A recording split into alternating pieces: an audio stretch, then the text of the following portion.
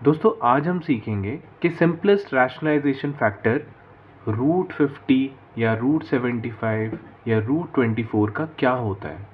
तो सबसे पहले अपने फर्स्ट क्वेश्चन से शुरू करते हैं।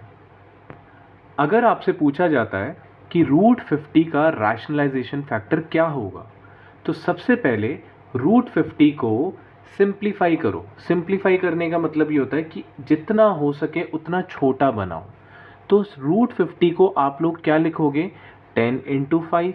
सिंपल सी बात है, 50 को मैं लिख सकता हूँ 10 इंटू 5। 10 को क्या लिख सकता हूँ, 2 इंटू 5। 5 तो एज इट इज़ रहेगा, 5 को और नहीं तोड़ सकते, 5 के फैक्टर नहीं है। 10 का क्या फैक्टर है, 2 इंटू 5। तो जिसका पेयर बनता है उसको बाहर निकालो, और जिसका पेयर नहीं बना वो अंदर ही रहेगा। मैंने क्वेश्चन में पूछा है कि रैशनलाइजेशन फैक्टर क्या होगा रूट 50 का, तो सबसे पहले मैंने उसको क्या किया, सिंप्लीफाई। और अब मैं ढूंढूंगा कि इसको किससे मल्टीप्लाई करूं कि रूट 2 हट जाए। मैं 5 रूट 2 को किससे मल्टीप्लाई करूं कि रूट 2 हट जाए। तो बच्चों आपको ही पता है, अगर मैं 5 रूट 2 को रूट 2 से मल्टीप्लाई कर दूं तो रूट 2 इंटू रूट 2 क्या हो जाएगा, इसका रूट हट जाएगा, आंसर मिल जाएगा आपको 2। तो ये जिससे आप मल्टीप्लाई करते हो उसी को हम बोलते हैं रैशनलाइजेशन फैक्टर। रैशनलाइजेशन फैक्टर किसे कहा जाता है, जिससे हम मल्टीप्लाई करते हैं। जब मैंने रूट 50 को क्या किया, सिंप्लीफाई किया। क्या ये रूट 2 और टूट सकता था, नहीं। तो हमने देखा इससे मैंने किससे मल्टीप्लाई करूं, रूट 2 से।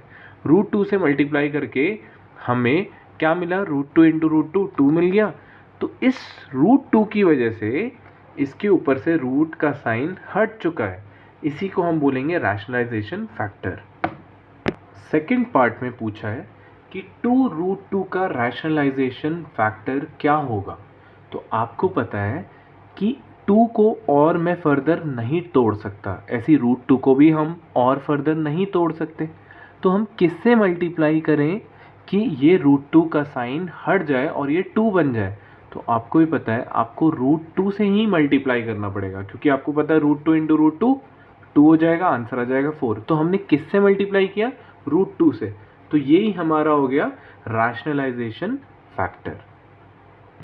दोस्तों थर्ड पार्ट में पूछा गया है कि रूट 18 का रैशनलाइजेशन फैक्टर क्या होगा। तो फिर से इसको हमें सिंप्लीफाई करना पड़ेगा। तो इसके फैक्टर निकालो। आपको पता है इसको मैं लिख सकता हूँ 9 इंटू 2, या फिर मैं लिख सकता हूँ 9 को 3 इंटू 3 इंटू 2। तो सबसे पहले 18 को हम लोग क्या लिख सकते हैं, या तो 6 इंटू 3 लिख सकते हैं, या 9 इंटू 2 लिख सकते हैं, या जैसे आपको ठीक लगे आप वैसे फैक्टराइज करो। पर होगा यही 3 इंटू 3 इंटू 2 ही आएगा। 3 का पेयर बनाया, बाहर निकाला, जिसका पेयर नहीं बनाया उसको अंदर ही रहने दिया। तो आपको भी पता है ये रूट 2 को हटाने के लिए आपको किससे मल्टीप्लाई करना पड़ेगा, रूट 2 से ही। तो ये हो गया उसका रैशनलाइजेशन फैक्टर। तो रूट 2 इसका आंसर हो गया। बच्चों अब रूट 75 का रैशनलाइजेशन फैक्टर क्या होगा। तो सबसे पहले मैं 75 को या तो लिख सकता हूँ 15 इंटू 5, है ना। तो 15 को हम लोग लिख सकते हैं 3 इंटू 5 इंटू 5।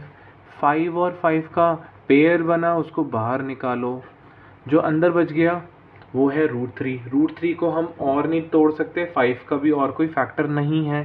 तो हम इससे किससे मल्टीप्लाई करें जिससे रूट 3 हट जाए।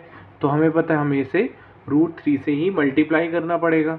तो ये हो गया इसका रैशनलाइजेशन फैक्टर। अब पूछा गया है क्वेश्चन नंबर 5 में कि रूट 24 का रैशनलाइजेशन फैक्टर क्या होगा। फिर से इसको सिंप्लीफाई करते हैं।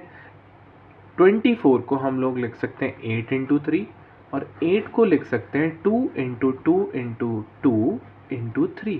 तो 8 को हमने लिख दिया 2 इंटू 2 इंटू 2। तो जिसका पेयर बना वो बाहर जाएगा, जिसका पेयर नहीं बना वो अंदर ही रहेगा। यहाँ पे अंदर क्या रहेगा, रूट 6। तो आपको रूट 6 को हटाना है, तो आपको रूट 6 से ही मल्टीप्लाई करना पड़ेगा।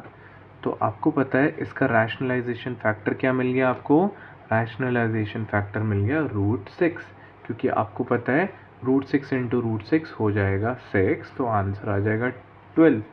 तो आंसर है रैशनलाइजेशन फैक्टर। अगर आपसे कोई पूछता है तो आंसर हो गया √6। बच्चों 6th पार्ट में पूछा गया है कि √112 क्या होता है। तो सबसे पहले इसका फैक्टर निकालो। जैसे और क्वेश्चन का क्या है, उसमें छोटे नंबर था तो हमें पता है, पर 112 का नहीं पता, तो 2 से करो। यहाँ आएगा 5, यहाँ आएगा 10, 2 इंटू 5 होता है 10, 11 माइनस 10 1 होगा।